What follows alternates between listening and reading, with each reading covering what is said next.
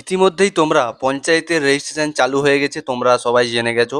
তোমরা কিভাবে রেজিস্ট্রেশন করবে। এই মুহূর্তে রেজিস্ট্রেশন পোর্টাল কিন্তু ঠিক আছে এবং সার্ভারও ঠিক আছে। এখানে কোনো কিন্তু অসুবিধা হচ্ছে না। তোমরা নিজেরাই নিজের হাতে থাকা মোবাইল দিয়ে রেজিস্ট্রেশন করতে পারবে, কোনো অসুবিধাই হবে না। কিভাবে করবে বিস্তারিত আমি বলে দেবো এই ভিডিওতে।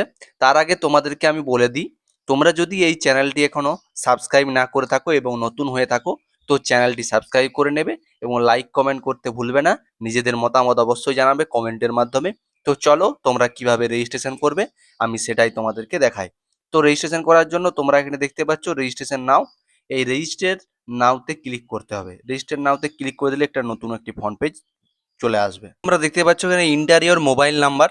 তোমরা এখানে কি করবে, তোমাদের যেটি পার্সোনাল নাম্বার যেটাতে আধার কার্ডের সাথে মোবাইল লিঙ্ক আছে এবং যেটাতে তুমি সব পরীক্ষার জন্য মোবাইল নাম্বারটা দিয়ে রাখো এবং যেটা তোমার কাছে প্রত্যেক মাসে রিচার্জ হিসেবে থাকে, সেই নাম্বারটাই দেবে। নাহলে কিন্তু পরে কি হবে, ওটিপি লাগবে, পরে সমস্যা হবে।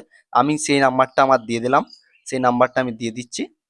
দিয়ে দেওয়ার পর দেখতে হচ্ছে ইমেল আইডি, তোমাদের ইমেল আইডিটা দিয়ে দিবে। যে ইমেল আইডিতে তোমরা এতদিন হয়তো এক্সাম দিয়েছো, কোনো এক্সামে দিয়েছো, কিংবা হয়তো সব কিছু কাজের জন্য তোমার ইমেল আইডিটা ব্যবহার করো, সেই ইমেল আইডিটা তোমরা দিয়ে রাখবে। বুঝতে পেরেছো? সেই ইমেল আইডিটা দিয়ে দেওয়ার সাথে সাথে দেখতে পাচ্ছ আমার নাম, first name, middle name, last name কিন্তু সব অলরেডি চলে আসবে। দিয়ে এখানে ডেট অফ বার্থটা সিলেক্ট করে নেবে, তোমাদের জন্ম তারিখটা এখানে সিলেক্ট করে নেবে।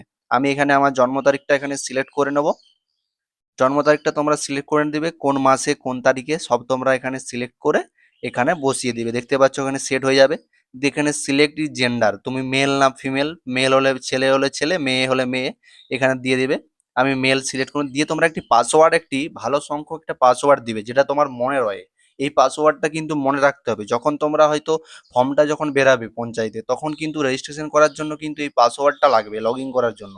এই পাসওয়ার্ডটা কিন্তু ভুলে গেলে চলবে না। সেই অনুপাতে একটা স্ট্রং পাসওয়ার্ড কিন্তু দিয়ে দিবে, যেরকম পাসওয়ার্ড তোমার যেমন মনে থাকে। আমি একটি আমার পাসওয়ার্ড দিয়ে দিলাম। দিয়ে এই পাসওয়ার্ডটাই কপি করে আবার নিচে বসিয়ে দেবো। আর লিখছি না, এখানে কপি করে আবার নিচে কনফার্ম ইওর পাসওয়ার্ডে পেস্ট করে দিলাম। দেখতে পাচ্ছ এখানে পাসওয়ার্ড কিন্তু দেওয়া হয়ে গেছে। পাসওয়ার্ড দেওয়া হয়ে যাওয়ার পর তোমরা এখানে দেখতে পাচ্ছ এখানে ক্যাপচার কোড।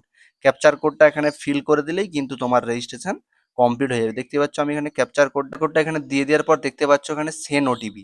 তোমার কিন্তু মোবাইল নাম্বারে ওটিপি আসবে, এখানে একটি ওটিপি আসবে। এই ওটিপিটি আমি দিয়ে দিলে ওই নাম্বারে একটি ওটিপি আসবে, তোমাদের ওটিপিটি দিয়ে দিলেই তোমাদের কিন্তু রেজিস্ট্রেশন কমপ্লিট হয়ে যাবে। তো আমি যে রেজিস্ট্রেশনটা কমপ্লিট করলাম সেটা দেখার জন্য আমি এখানে লগ ইন করে নেব। আমার ফোন মোবাইল নাম্বারটা দিয়ে দেবো এবং যেই যেই পাসওয়ার্ডটা দিলাম সেই পাসওয়ার্ডটা তোমাকে দিয়ে এখানে ক্যাপচার কোডটা দিয়ে এখানে কিন্তু লগ ইন করে নিতে হবে। দেখতে পাচ্ছ এখানে আমি লগ ইন করে নেবো। লগ ইন অপশানে ক্লিক করলে কিন্তু আমার প্রোফাইলটা কিন্তু লগ ইন হয়ে যাবে। দেখতে পাচ্ছ এখানে ক্যাপচার কোডটা দিয়ে দেবো, দিয়ে এখানে লগ ইন অপশানে ক্লিক করলেই আমার কিন্তু লগ ইন হয়ে যাবে। তারপরে তোমরা দেখছো আমার কিন্তু এডিট প্রোফাইল চলে এসেছে। আমার নাম, আমার রেজিস্ট্রেশন নাম্বার, আইডি টাইডি থেকে আরম্ভ করে সব কিছু চলে এসেছে।